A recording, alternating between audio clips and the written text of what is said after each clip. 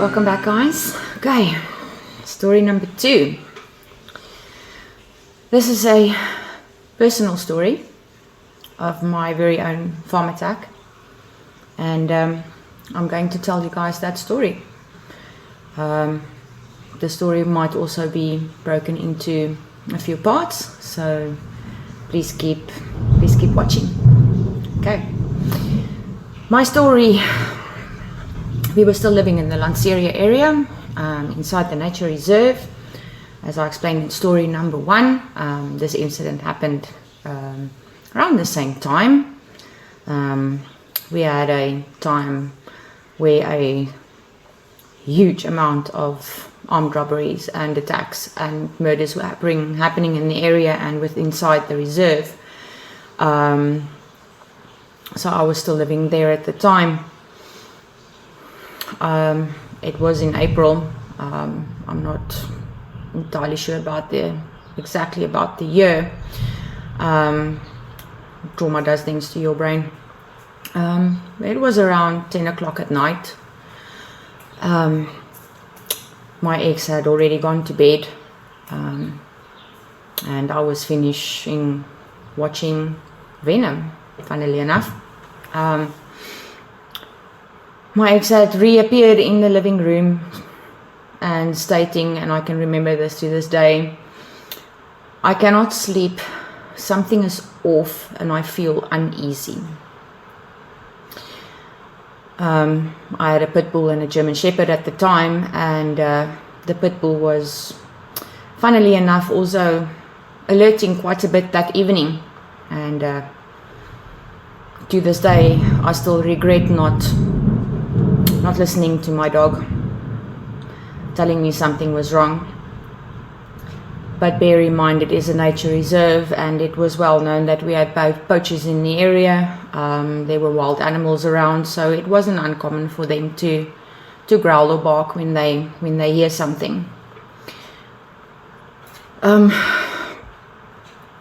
was sitting in the living room, and there was a big window to the side of me, and I had opened the window, and I was having a bedtime smoke, and my ex was sitting next to me in the corner,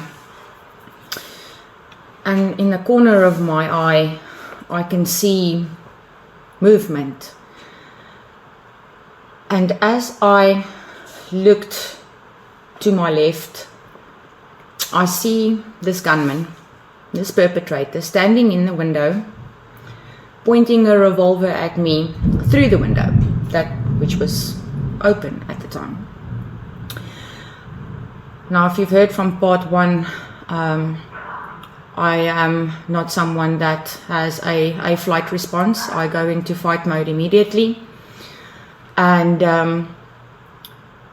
when I saw him, I yelled to my ex, "Gun, gun, gun." During that time, I had 2 TV remotes on my lap. I picked that up and I leaned forward and I threw it towards the perpetrator's side, and that was probably the blessing in disguise. Otherwise I would not be telling the story today. As I was leaning forward in the throw, the first shot rang out, and we found the bullet marks where my head was at, in the wall behind me where I was sitting. That was the first shot. My ex got up, maybe bolted his way towards the kitchen side, and I followed shortly behind, but I was going to make my way down the hallway towards the bedroom side. That is when the next 2 shots were fired in pretty quick succession. One hit the kitchen door. This would be the bullet that we dug out of the kitchen door. That nearly a second time cost my life. The third one we couldn't locate. At that point in time, after the third shot fired, perpetrator number 2, there were 3 of them, took out the big glass window on the living room window with a really big rock he found in the garden. And he was busy making his way inside the house. Now this is where my German Shepherd came in. Bless him.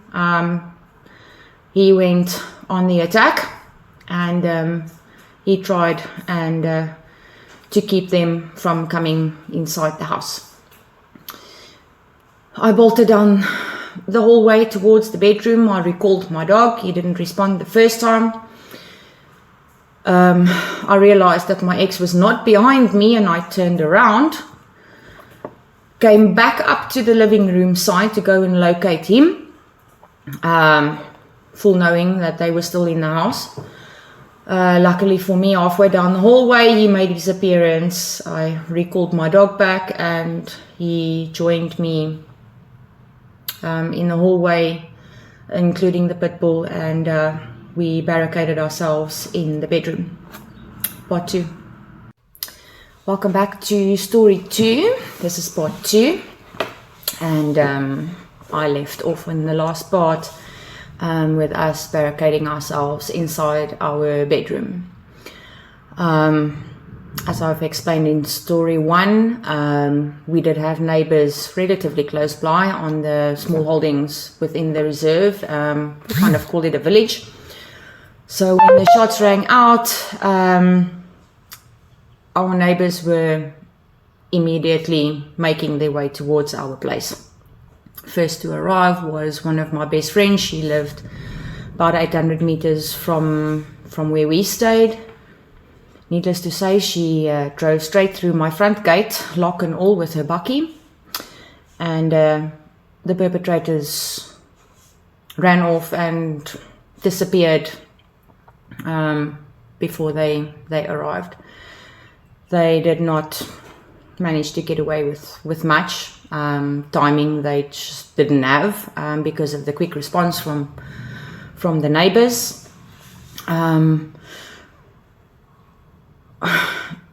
It was just one of those senseless and needless attacks.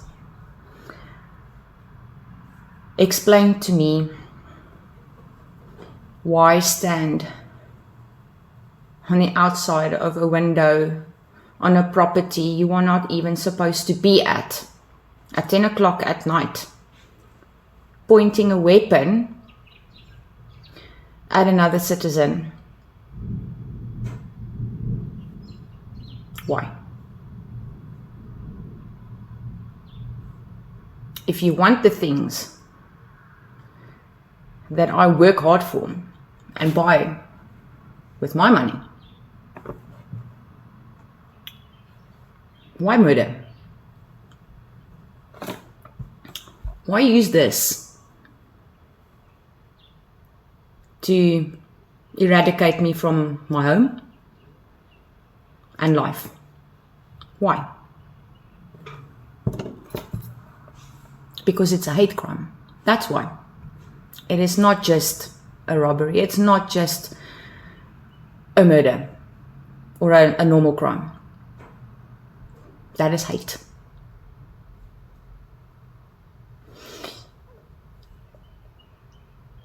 We are tired of living the way that we do. And I'm telling these stories because we are tired of being a name on a list, of being merely a name on a memorandum. It's time to talk. I refuse to be a keyboard warrior. We've had enough. We had enough. Something has to be done. I'm telling you personally, from my experience, I'm putting my face and my identity out there for everyone to see.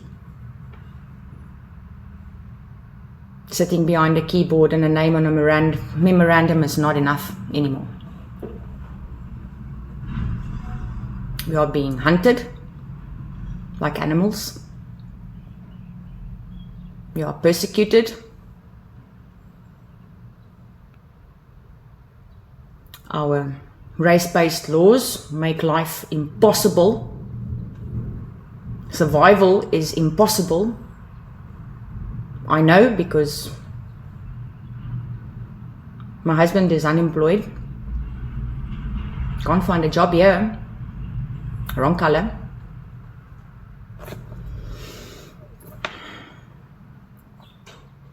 What is left for us here? Nothing but fear and trauma. Probably starvation. How are we supposed to pay our bills? How are we supposed to eat? How are we supposed to survive? You need to start telling your stories, because they cannot tell me this is a lie. This is evidence. This is evidence.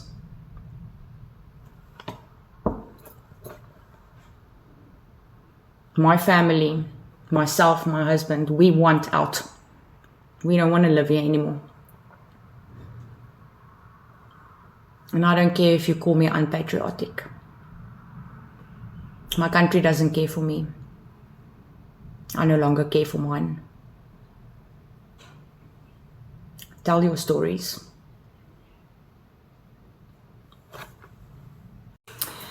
Okay, welcome to part 3 of story 2.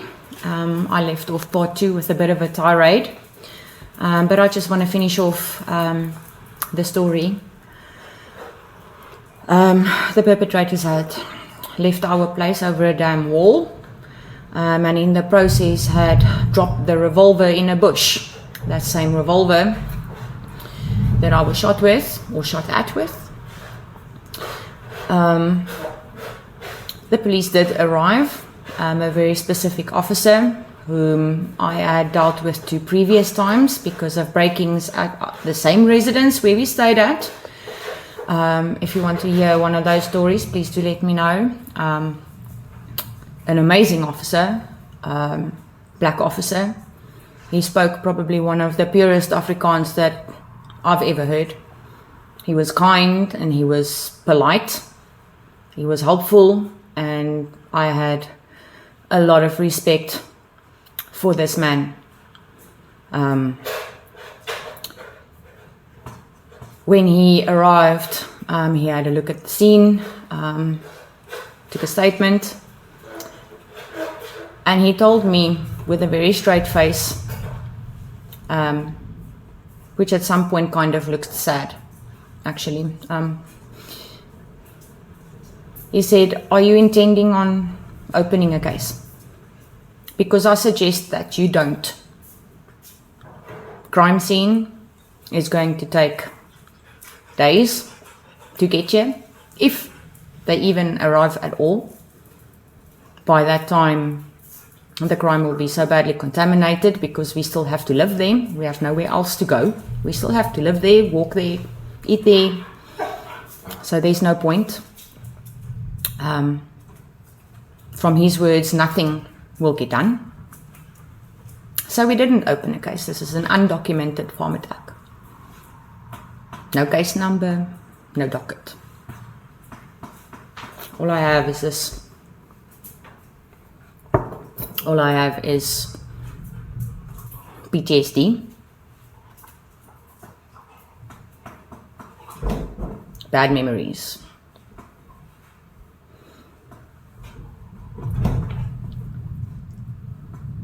How do we live in a country where your own police force tells you that your help is not coming, that nothing will get done?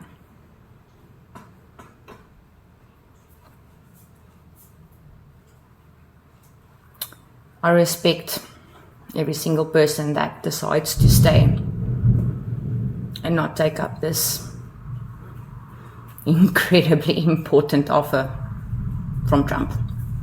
I do take my hat off to you.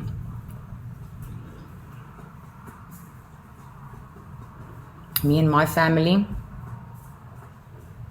we are no longer willing to pay for the sins of our father, something we had nothing to do with. I was a child during the apartheid era. I had nothing to do with anything. I'm a farmer's daughter.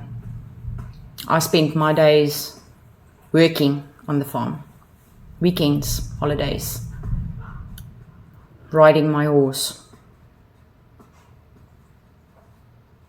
I didn't know what politics were, what apartheid was. So I am personally tired of the excuse of sins of our father. What you did. I did nothing to you. I work. I bought things in my home that I worked for.